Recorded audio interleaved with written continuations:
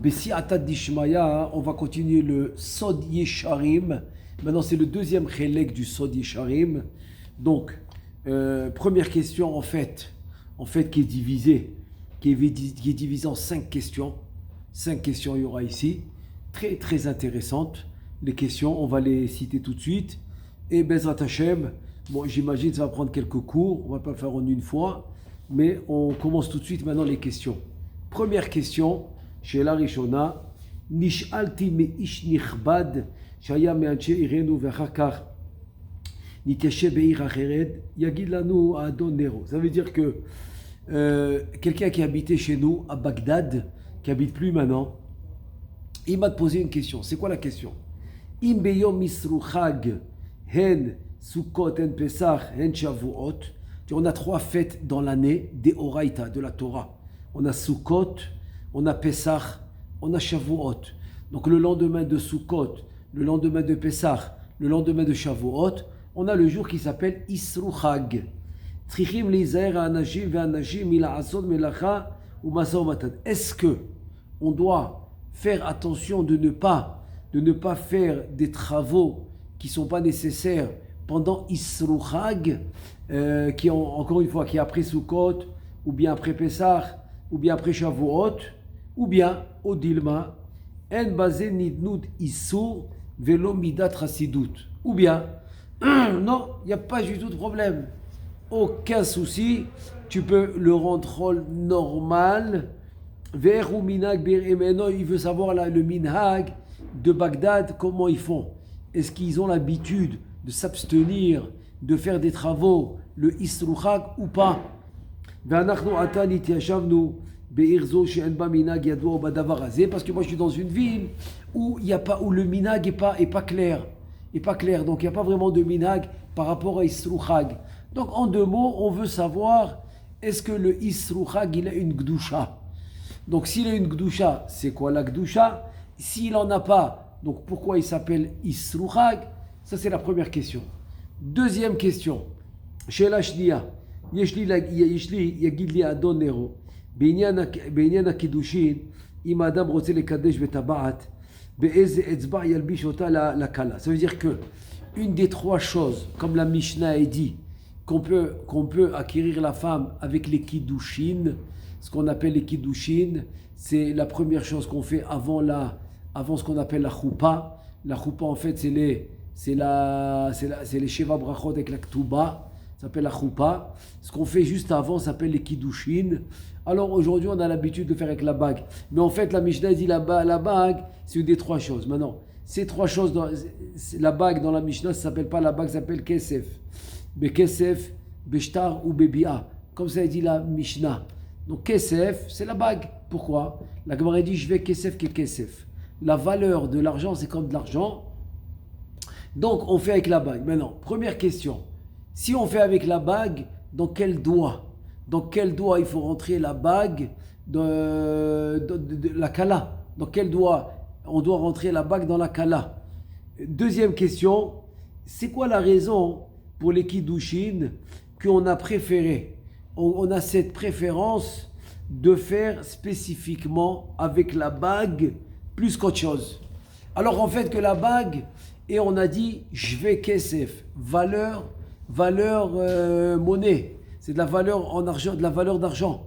Donc, pourquoi tu as choisi la bague plus qu'autre chose? Donc, voilà la deuxième question. Alors, si c'est la bague, dans quel doigt tu vas la rentrer dans la kala? Première question. Deuxième question, pourquoi tu as choisi la bague plus qu'autre chose? Puisque ça fait partie des 3 choses qui s'appellent l'argent. Kesef. Troisième question. Yagid lanu ha'adon nero, be'inyan nesue almana. Ça veut dire, est-ce qu'il y a un danger spécifique pour un homme qui va marier une veuve, que son mari est décédé, donc elle est veuve? Est-ce qu'il y a un danger? Pourquoi? Parce que spirituellement, quand l'homme il se marie avec une femme, on appelle dans la première relation, après la choupa avec Kiddushin, la femme ne tombe pas enceinte. Comme la Gemara a dit. La femme ne tombe pas enceinte après la première relation avec son mari. après la choupa. À quoi elle sert cette première relation si elle tombe pas enceinte? Te dis, elle sert une action spirituelle qui se fait. C'est Aouroucha. C'est-à-dire que l'homme, il va laisser chez sa femme, à l'intérieur d'elle, ce qu'on appelle Aouroucha. Aouroucha, c'est une force spirituelle qui est dans la femme. Cette force spirituelle, une partie va rester chez la femme tout le temps, jusqu'à 120 ans. C'est une partie que son mari lui a laissée. Tout le reste qu'il lui a donné à la première relation va servir pour les enfants qu'ils vont faire ensemble. Donc, est-ce que maintenant une femme qui est veuve, qui a toujours cette partie en elle, qui lui a donné son mari à la première relation, est-ce que maintenant c'est dangereux de la marier? Si tu me poses la question, mais attends, une femme divorcée, il n'y a pas de problème. Pourquoi? Parce qu'une femme divorcée, il y a le get. Get keritut, akoret, comme ça dit la Gemara, akoret, beno les beno. Le get, il va servir à se détacher complètement.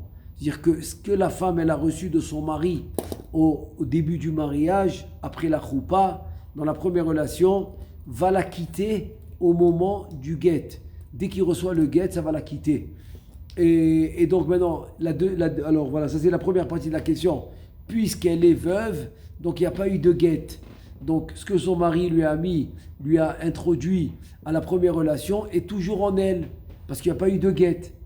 Et donc maintenant, si tu me dis que qu'il y a un problème, donc deuxième partie de la question, est-ce qu'il y a une différence dans les 12 premiers mois qu'il est décédé et après les 12 mois?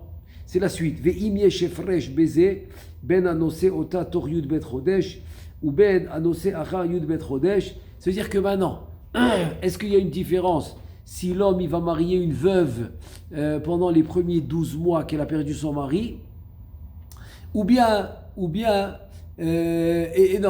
donc vaut mieux qu'il la marie après les 12 mois, ou bien il n'y a pas de différence. Que ce soit les premiers 12 mois, que ce soit après 1 an, après 2 ans, toujours le danger est là. Donc Bezrat Hashem, quand on va parler de la réponse, alors on va parler de la solution aussi. Parce que vraiment c'est un problème, mais il y aura une solution. Alors on va en parler pendant la réponse. Mais la fin de cette question, la troisième, maintenant, une femme que son mari est niftar, qu'ils n'avaient pas d'enfant, donc le frère du mari, il doit faire ce qu'on appelle yiboum. C'est-à-dire il doit marier cette femme que son frère est mort sans enfant. Et s'il ne veut pas faire yiboum parce qu'il est déjà marié, ou parce que sa femme ne lui permet pas, et donc qu'est-ce qu'il fait la khalitza? Est-ce que la khalitza va être comme le guet, où ça va complètement lui enlever ce qu'elle a reçu du premier mari, donc elle est plus considérée comme une almana qui est dangereuse, ou bien la khalitza, non, elle va rester avec le statut de almana qui est dangereuse. Donc c'est ça la question. C'est la troisième partie de la question. On est toujours dans la 3. Maintenant, on passe à la 4e question.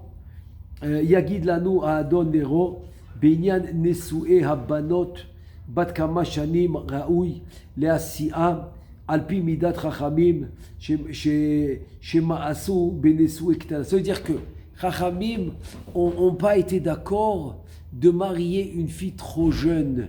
Maintenant, c'est quoi trop jeune? Et c'est quoi l'âge où je peux, la plus jeune, c'est-à-dire l'âge le plus jeune que je peux marier la fille?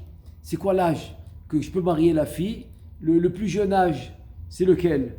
Il te dit, Veine, Shamanu Shebe'ir Bagdad, Asu Askama Mikarov, Shelo Lasi Abad, Parod Miyud Gimel Shanim. Donc voilà, le Ben Ishra, il dit qu'à Bagdad, ils avaient cette takana de ne pas marier une fille moins que 13 ans. Donc le plus jeune à Bagdad, c'est 13 ans. Moins que ça, les Chachamim, ils ne sont pas d'accord. V'yesh omrim asu al pachot min yud dalet, v'yesh omrim al pachot min yud bet. Ach כשהיינו בעיר בגדד לא היה הסכמה זו עדיין, ועתה אנחנו רוצים שתודיע לנו שיעור הממוצע שהוא הנכון והישר לנהוג בו, ותקננו בעצה טובה ונכונה על פי חכמים. Il dit parce que, à part le 13 ans, j'ai vu un minag que c'était 14 ans, l'autre 12 ans. Donc dis-moi s'il te plaît, c'est quoi l'âge où il n'y a pas de problème de marier la fille et que les chachamim y seraient d'accord. Voilà la 4e question. Finalement, on passe à la 5e question avant de commencer à répondre. La 5e question, c'est la suivante. Ki shamanu sheyesh askama gduma bir Bagdad midorot harishonim shelo lesachek bekubia shekorin be'aravi kamar vezar vekayotze im emet hu kach ואם אנחנו שיושבים עתה בעיר אחרת שדרכם לשחק בקוביה מוכרחים לנהוג בזה איסור מכוח ההסכמה. C'est-à-dire en 2 mots, c'est qu'à Bagdad, ils avaient interdit les jeux de parier avec les cartes, avec les dés, avec le poker, toutes ces choses-là qui sont interdites de jouer. Maintenant, il te dit, est-ce que si maintenant dans une autre ville, ça c'est à Bagdad, ils ont interdit. Maintenant, si dans une autre ville, ils n'ont pas interdit et que les gens y jouent, est-ce que j'ai le droit de jouer avec eux, de parier ou pas?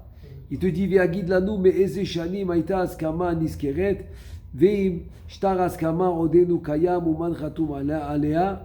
Et donc tu me dis, est-ce que c'est interdit, c'est permis? Est-ce que vous avez un genre de décision halachique écrit à ce sujet-là? Et voilà. Donc finalement, on a les 5 questions. On va tout de suite passer, on va commencer maintenant à la réponse. Donc, comme on commence par la première, on va récapituler rapidement. C'était quoi la première question? Donc la première question, c'était par rapport à Isru Chag. Est-ce que Isru Chag, il a de la Gdusha ou pas? Voilà la réponse. La réponse, il amène une Gemara dans Psachim. Ita b'Gemara de Psachim d'Afnun Amud Bet, Gufa. העושה מלאכה בערבי שבתות ובערבי ימים טובים מן המנחה ולמעלה ובמוצאי שבת ובמוצאי יום טוב ובמוצאי יום הכיפורים בכל מקום שיש נדנוד עבירה להטויה תענית ציבור אינו רואה סימן ברכה לעולם. Voilà, première Gemara dans le traité de Psachim, la page 50, la Gemara dit comme ça, que tout celui qui fait un travail la veille de Shabbat ou la veille de Yom Tov depuis l'heure de Mincha et plus, alors il y en a qui disent c'est Mincha Gedola, il y en a qui disent Mincha Ketana.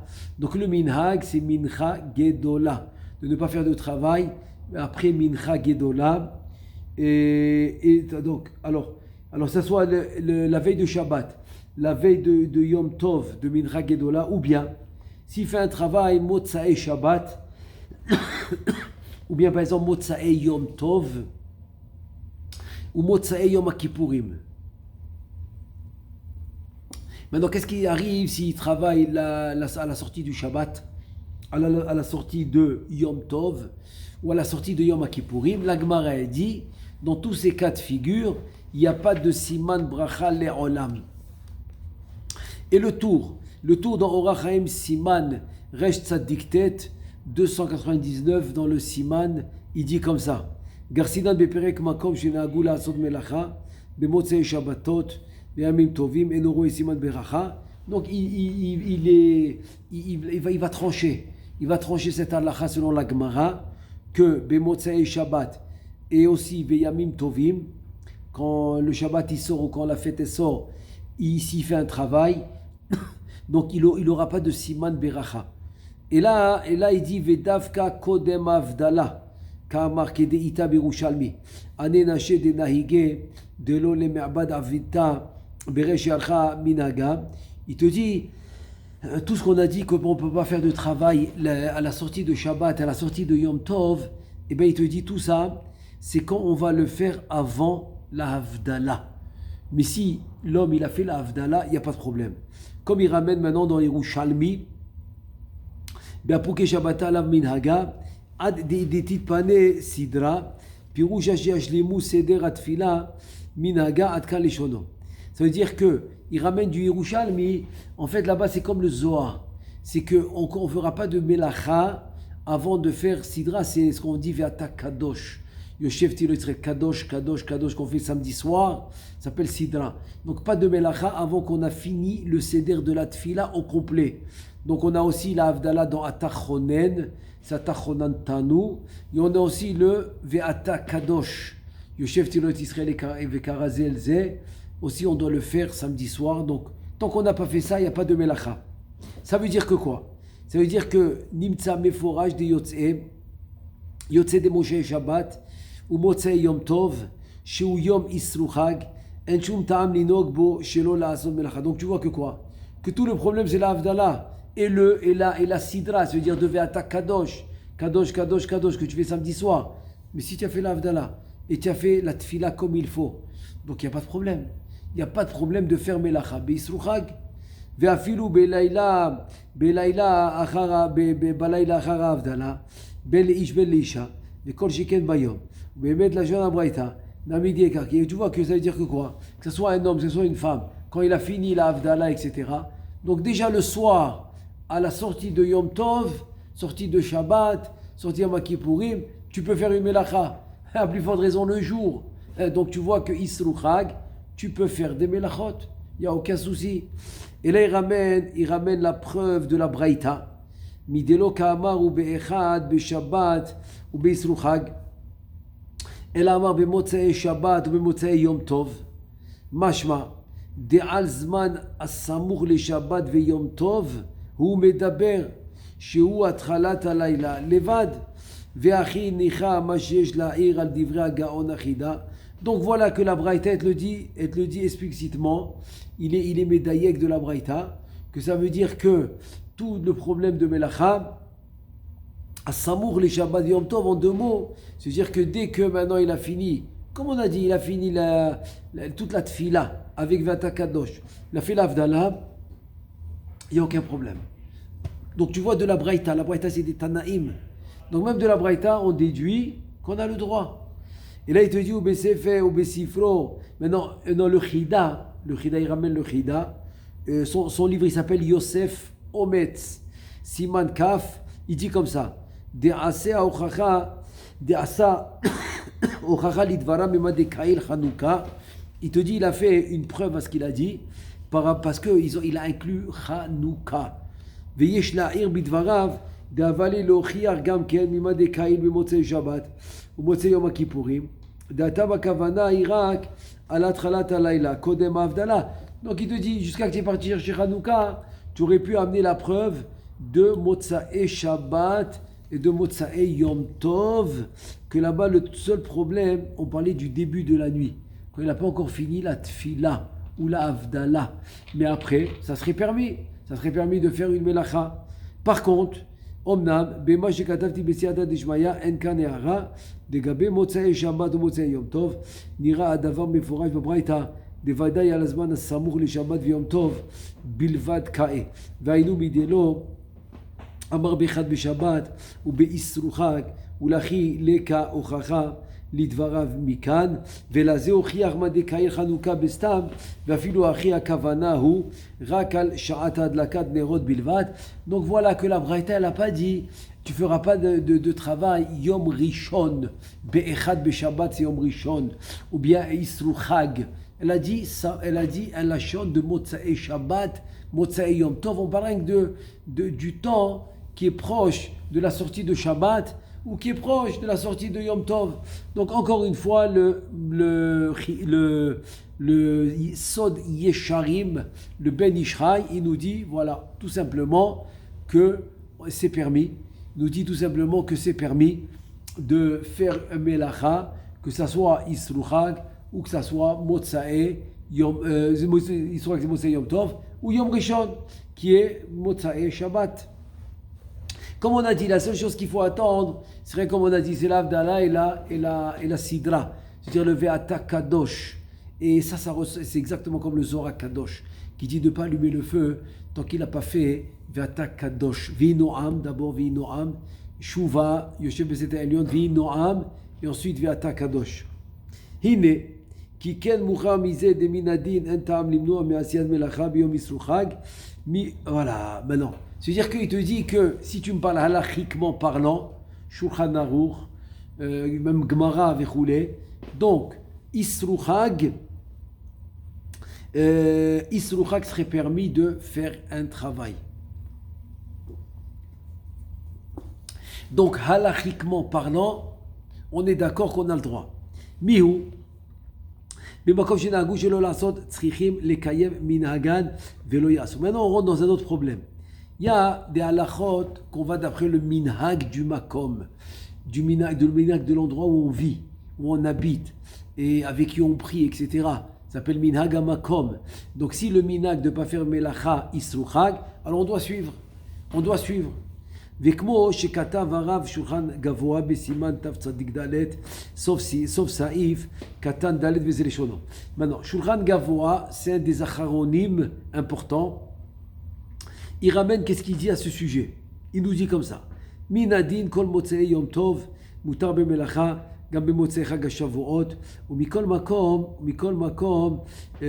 מקום שנהגו שלא לעשות מלאכה אסור משום דברים amutarim venagou baem isou. Ça veut dire que Shulchan Gavoa nous dit, c'est vrai que selon la halacha, tu as le droit de faire une melacha, isruchag, motzei yom tov, motzei shabbat. Maintenant, si c'est un endroit, ils ont l'habitude de ne pas faire de melacha, tu dois suivre. Pourquoi? Parce qu'on a une halacha qui dit que chaque chose qui est permise, mais dans l'endroit où tu es, ils ont la coutume de le rendre assourd.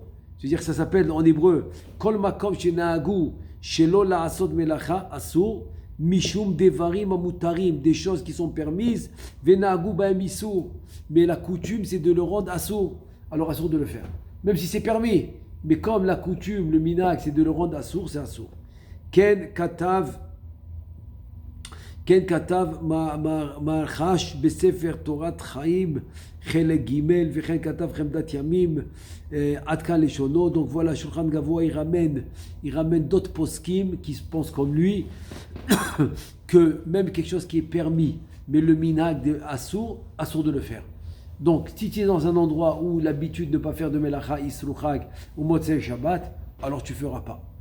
Ça devient assour à cause du minhag. Pas à cause de la halacha, à cause du minhag. Ça veut dire qu'il y a des choses qui peuvent être assourim interdits, pas à cause de la halacha, mais à cause du minhag.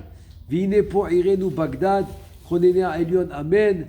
Il te dit à minhag ou shelo la asod ba'ale melacha amelachot et melachtan beyom isruchag vechenen osim masa umatan kimo bechol hamoed.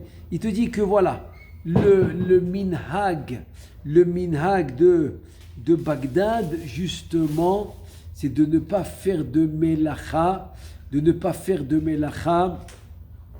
isruchag. Donc voilà, chez nous, le minhag, il est clair. Pas de melacha de isruchag, et non pas du business non plus. Comme Chol HaMoed. Ça veut dire que le minhag, même si, encore une fois, selon la halacha, c'est permis, mais à Bagdad, le minhag, c'est comme Chol HaMoed. Donc, comme Chol HaMoed, tu ne travailles pas, Isruchag, il ne travaille pas à Bagdad. Par contre, le minhag, il n'est pas dans les 3 fêtes. Il est seulement dans les 2 fêtes, dans Chag HaSukkot et Chag HaPesach. Aval Isruchag, Shavuot lo nagu ken, mais Isruchag de Shavuot, il n'y a pas de minhag. Et là, kol yotzim, limnachtan, והסוחרים גם כן יוצאים בחנות שלהם בשוק, ובאמת מנהג זה תמוה. Il te dit que à Shavuot, donc le minhag est permis de travailler, il n'y a pas de problème. On a dit c'est rien que Pesach ou Sukkot, ou Isruchag, il ne travaille pas. Il te dit donc tout le monde va sortir pour faire leur travail. Les commerçants, ils vont aller dans leur magasin. Et il te dit, mais en tout cas, ce minhag, il est étonnant. Pourquoi il est étonnant? D'Adraba. Isruchag Shavuot adif fait. Il dit, le Ben Israël, je ne comprends pas. Le Isruchag de Shavuot est encore plus important que les autres. Pourquoi pour les autres, pour Pesach et Sukkot, ils ne font pas de melacha après la fête, et après Shavuot, ils font? Il dit, bon, ce minhag, il est étonnant, qu'à Shavuot, il permet de travailler. Par contre, Omnam, il te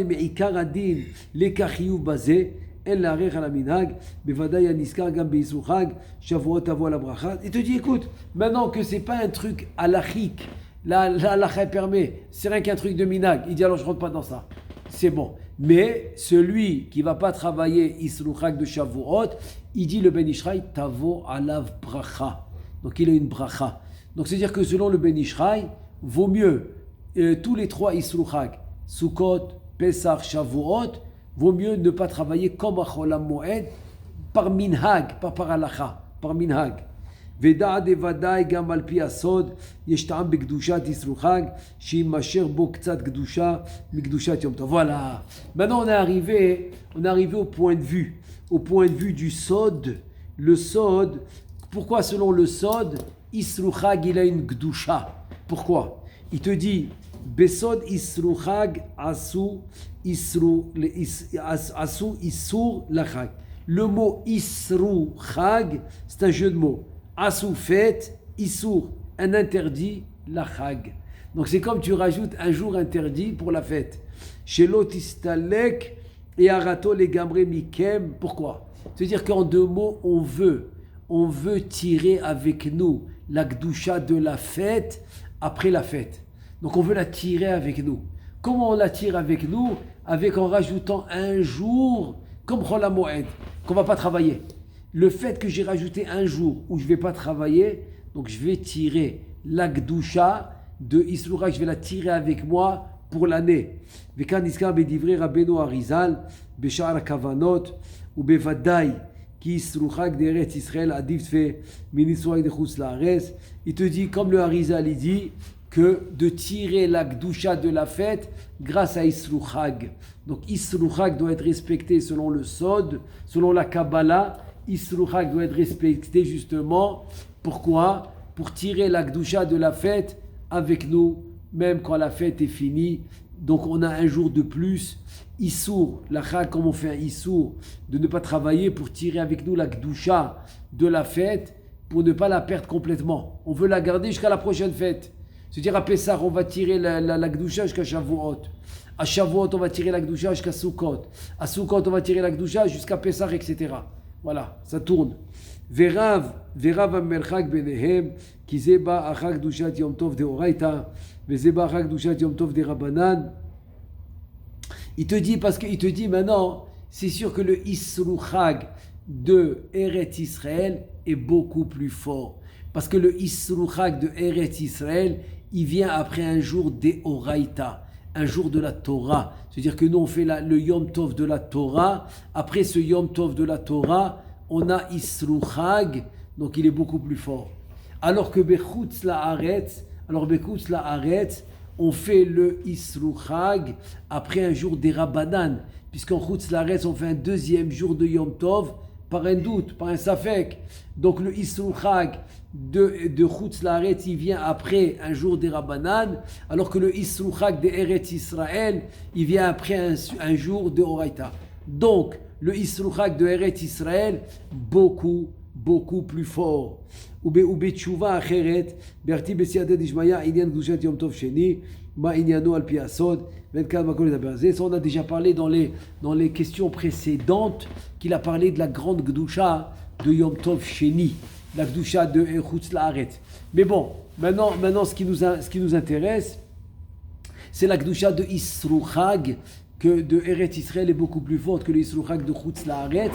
Donc, conclusion du Ben Ishraï, c'est que oui, le minhag va être pour les trois fêtes, même qu'à Bagdad c'est que les deux fêtes, mais le Ben Ishraï dit ça serait bien de faire pour les trois fêtes, et il finit par le sod, qu'en fait c'est beaucoup plus qu'un minhag. Pour le sod, c'est tirer la gdusha de la fête pour qu'elle reste avec nous, il y a le Yisru Chag. Donc voilà, on a fini de répondre à la première question. Bezrat Hashem, demain, on va continuer la réponse de la deuxième question par rapport à la bague. Baruch Adonai Le'olam, Amen ve Amen.